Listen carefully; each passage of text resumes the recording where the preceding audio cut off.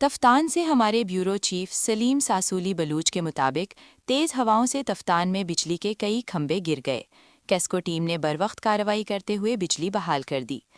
گزشتہ رات پاک ایران کے سرحدی شہر تفتان میں شدید تیز ہواؤں کے باعث مختلف مقامات پر بجلی کے متعدد ایل ٹی اور ایچ ٹی کھمبے زمین بوس ہو گئے، جبکہ کئی جگہوں میں دراڑیں بھی پیدا ہو گئیں، جس کے باعث بجلی کی فراہمی معطل ہو گئی تھی۔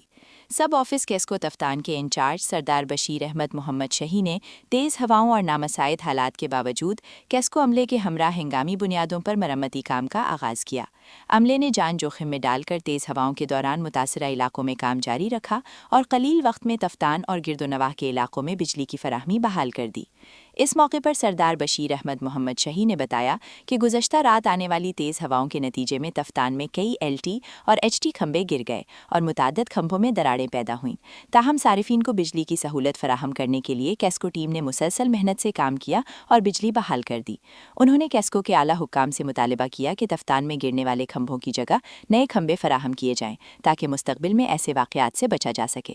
دوسری جانب عوامی حلقوں نے کیسکو تفتان کے انچارج اور ان کی ٹیم کی کارکردگی کو سراہتے ہوئے انہیں خراج تحسین پیش کیا اور کہا کہ شدید موسم اور متعدد کھمبے گرنے کے باوجود برگزت بجلی کی بحالی قابل ستائش اقدام ہے، جس سے عوام کو بڑی پریشانی سے بچا لیا گیا۔